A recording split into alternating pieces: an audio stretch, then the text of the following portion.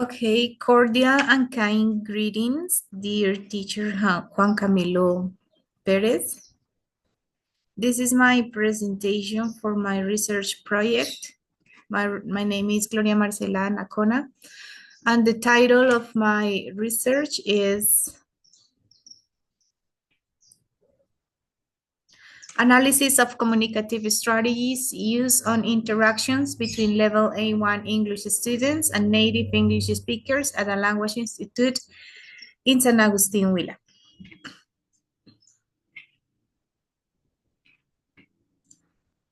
This is an introduction. Students in rural areas of Colombia rarely practice English in authentic situations, thus limiting the oral development of students. And Smart Minds English Club offers the opportunity to interact with native speakers, not necessarily native speakers, but people who come to the town from different countries and use the English as a tool to communicate with the community. So the research problem of this study is based on that there is a pedagogical gap that favors grammar over communication, and this limited the functional oral proficiency of students. I mean, fluency, vocabulary, confidence. And also there is a disconnection between learning and real life application of the language. Thus, for hinder students' ability to use English spontaneously with native speakers. For instance, arise the following research question. How does contextual communicative interactions with native speakers influence the oral production in English of A1 level students at the Language Institute in San Agustin, Huila? The main objective of this research is to analyze the impact of contextual communicative interactions with native speakers and strengthening the oral production in English of A1 level students. The specific objectives is to characterize the initial level of oral production in English of students, and then to formulate some pedagogical activities based on contextual interaction with native speakers, and then to identify changes in oral production in English after implementing the activities, paying attention to fluency, appropriate use of vocabulary, appropriate use of communicative strategies, and pronunciation. This is the literature review synthesis based on communicative competence by Himes, which said that move beyond grammar to include more meaningful and contextual and interactions in the process of English language learning. Also, Canal and Swine add another constructs, but for example, grammatical, sociolinguistic, and this is important, the strategic, the communication strategies to solve problems. The second one is the important role of motivation and self-efficacy, motivation as the drivers that sustain and maintain the process of English language learning.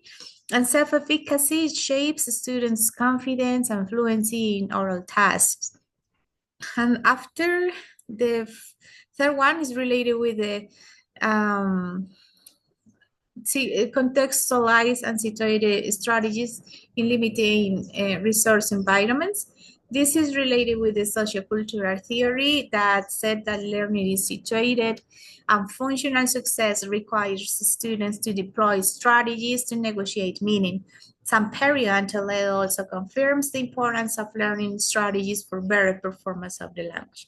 After doing all of this state-of-the-art and the literature review of this study, emerged a research gap that it is the limited studies examining how A1 learners, rural learners interact with native English speakers in authentic situations. And also there is a limited research analyzing the communicative strategies students use during these real-time interactions. This is a theoretical framework. There are four main constructs. The first one is authentic communicative interactions, real-life communication, increasing fluency and confidence by Ramos. The second one is situated learning and experiential learning in real context. Learning is more meaningful when connected to real life experiences. This is related with the situated learning. And Olaya and Ahumada also said that authentic environments reduce anxiety and increase the willingness to participate in the process of English language learning. So motivation as a driver of second language learning, motivation influence, willingness to communicate, and the self-efficacy shapes the confidence in communicative with native speakers. And the fourth one is related with social cultural theory, Vygotsky. The interaction with native speakers develops the sum of proximal development of students, and learning occurs through scaffolding plus social participation. So in the intercultural exchanges, make learning experiential and engaging for students. The methodological design. This research approach is qualitative to deeply study language in use, focus on meaning and context, not just in numbers. The research design is descriptive ethnographic that allows for the observation, for the analysis of spontaneous communicative practices that arise in the context. This provides a holistic contextualized understanding of how students negotiate meaning and adapt strategies. Also because the ethnography in education is something that it is close to us as teachers because we are near to our context, we are near to our population that are our students, and in the classrooms we can observe their attitudes, challenges, motivations that they have in order to in the process of English language learning. So the ethnographic designs also integrate the action research. This is not just a descriptive study. This is after doing the analysis, it also proposed an implementation of contextual activities with native speakers in order that the researcher participates, reflect, adjust, and improve the practices. The instruments that was used in this research study was the participant observation, the field diary, semi-structured interviews, in order to explore students' confidence, anxiety, strategies used, and perceived learning. The population were students of the Smart Mind English Club. The sample were 12 students belonging to the A1 level, intentionally selected based on criteria such as consistent attendance, willingness to participate in the process of communicative interactions with native speakers, and the continuity in planned sessions. This is my data collection timeline. Here are the 8 weeks in which was applied the instruments, the participant observation, the field diaries, the pre and post semi-structured interviews to students. And also here are the activities that was designed and also applied with some people from other countries. For example, in the second week was the encounter with Sandra from Netherlands, talking about likes and dislikes. In the fourth week was our second encounter with Sarah from New Caledonia, Australia, talking about music and food. And the sixth week was the third encounter with Sofia from Russia, talking about traditions and local festivities. And in the 8th week was our big day because students wanted to go to the principal market here on the region to make a bilingual tour with Dennis from Germany, in which students show him principal products of the market, principal fruits, strange fruits for foreign people, and was an interesting interchange of oral,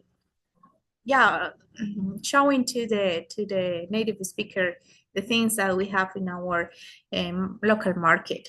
So after doing this, was applied a post semi-structured interview to students in order to know how was all the process of interacting with native speakers and what challenges they have and motivations they have. This is the analysis procedure. This is a descriptive analysis. The first thing was to organize the raw data in order to making the transcriptions from the semi-structured interviews, and also was made some records, so in order to organize all of those information. After doing was the codes, categorize the data, open coding and actual coding using operational metrics to sort the data into meaningful categories like fluency, nonverbal strategies, and confidence. Then once it validates the data, covers the triangulation, using interviews, observation, and the recordings or the field diaries, and then systematically present the data that was to make the report. the report. In the data analysis implies the categories. Each category is responding to the specific objectives of the study. For example, the first one is oral comprehension. That includes the subcategories verbal fluency, pronunciation, and the proper use of vocabulary. The second one in the first objective, specific objective, initial interaction, communicative confidence, and conversational initiative. The second one was communicative strategies, the verbal and nonverbal ones. And the third one, the improvements in oral production, the fluency, vocabulary, and the attitudes, confidence, and motivation. Here is the analytical systematization of the research categories. Here are the specific objectives, the categories, subcategories, and the dimensions that confirms the subcategories. For example, in the first one is the oral comprehension, the verbal subcategory, verbal and fluency and pronunciation. And in the subcategory verbal fluency include dimensions like speed, continuity, pauses, and in pronunciation, clarity, intonation, phonetics. This is the discussion of results. There are evident improvements in oral production, more confident initiating conversations in between the students, longer turns, reducing of pauses and fillers, more functional context appropriated language use. Students also report, I speak more functional English now, teacher, because the other people or the native speakers understood what I am trying to say, and also that I use the language in order to show him what are things related to my culture, related to the things that are inside my town. So key findings across data resources, the field diary reports a progressive change in fluency and confidence. The interviews, students report lower anxiety and more motivation in order to participate and initiate interactions. And the observations were report greater interactional autonomy and sociocultural awareness. Related with the sociocultural dimensions, intercultural learning through interactions highlights that the students describe local celebrations, the active negotiation of a meaning, gestures, paraphrasings, examples, awareness of cultural differences, greetings and traditions from other countries, and the development of intercultural openness and empathy. The research limitations are the challenge, for example, finding a volunteer who wasn't properly native English speakers, but this was mitigated by volunteers from other countries that use English as a tool for communication in the region. A recommendation could be a longitudinal study, more time, 6 or 1 year, in order to proves the power of the face-to-face contact. So the next step is to ensure this transformation is not transformation, but if the positive results are permanent throughout the longitudinal study. And also to prove a mixed method and other approaches, including the use of EA tools if those interactions with EA have the same positive effects that the face-to-face interactions. So here are the 3 main conclusions referring to the pedagogical efficacy. The authentic interactions is an effective strategy in order to use the real context interactions and as an effective strategy, shifting learning from memorization to functional competence of the language, and also enables the spontaneous development of strategic competence using the paraphrasing, the gestures, the verification questions, confirming if the message is understood. And so this is key to oral success to students. The second one is related with the affective impact. The confidence promotes fluency. If students are feeling good in the process of English language learning, they try to use noun words in order to link the things that they wanted to say to another person. So a possibility of making mistakes without any negative consequence create a safe climate, reducing the fear of failure and anxiety. And the third one is related with the context, the sociocultural. So the situated environment transforms English into from a subject to an experiential, accessible, and motivating tool for a global connection between others. So this validates that the intercultural dynamics, cultural identity reflection promote a meaningful learning between students because they show to others their culture and also know about other countries' cultures. And that's all. Thank you so much. This study demonstrates that rural students, even at basic levels, can communicate meaningfully in English when given authentic opportunities, emotional support and given authentic opportunities and also the emotional support in the context. So that's all. Thank you so much, dear teacher.